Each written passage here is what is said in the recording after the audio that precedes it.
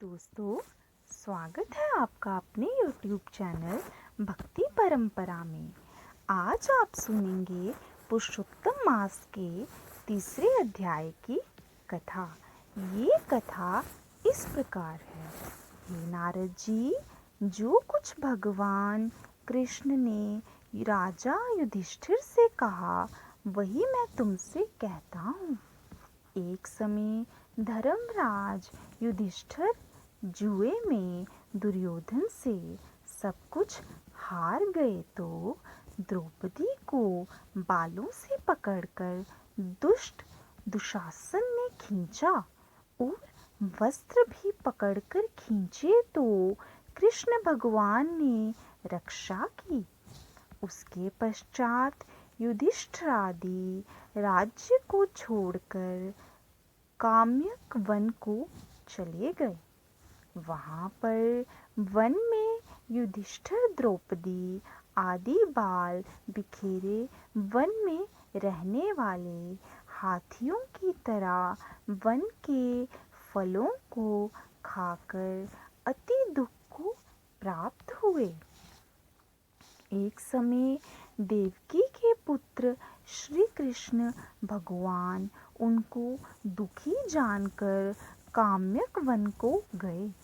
उस समय युधिष्ठिरादि श्री कृष्ण भगवान को देखकर ऐसे प्रसन्न हुए मानो देह में प्राण आ गए हों। वे बड़े प्रेम से मिले और हरि के चरण कमलों में नमस्कार किया। द्रौपदी ने भी प्रणाम किया।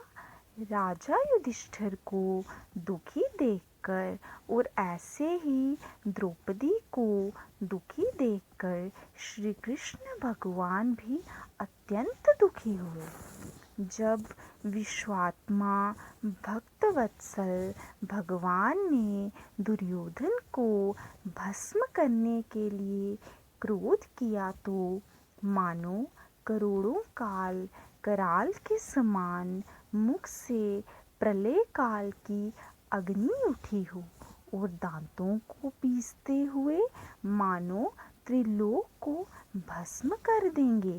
तब अर्जुन भय से कांप उठे।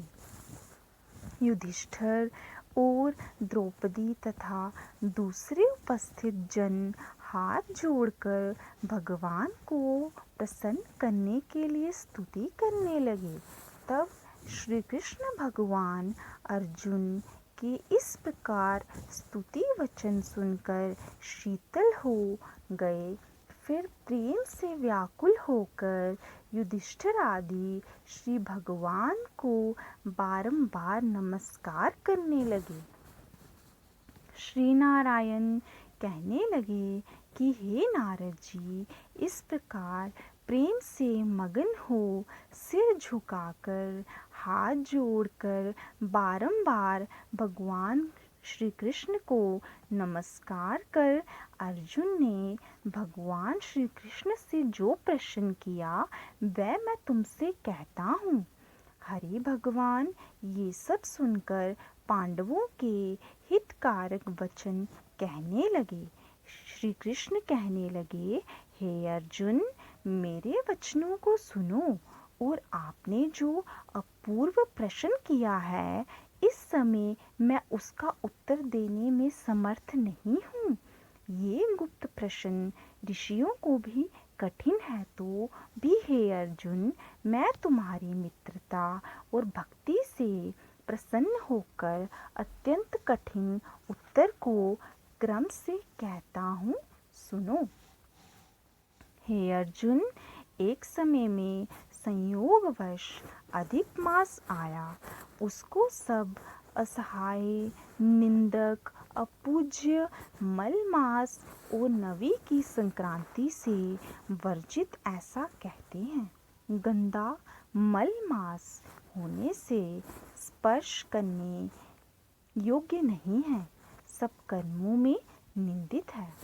इस प्रकार लोगों के वचन सुनकर वह मल मास कांतिहीन, निरुद्योगी, दुखों से युक्त मेरे पास आया और वैकुंठ में जहाँ पर मैं निवास करता था, स्वर्ण के सिंहासन पर बैठे हुए देखकर मुझको दंडवत प्रणाम किया और दोनों हाथ जोड़ नेत्रों से आंसू बहाता हुआ इस प्रकार कहने लगा।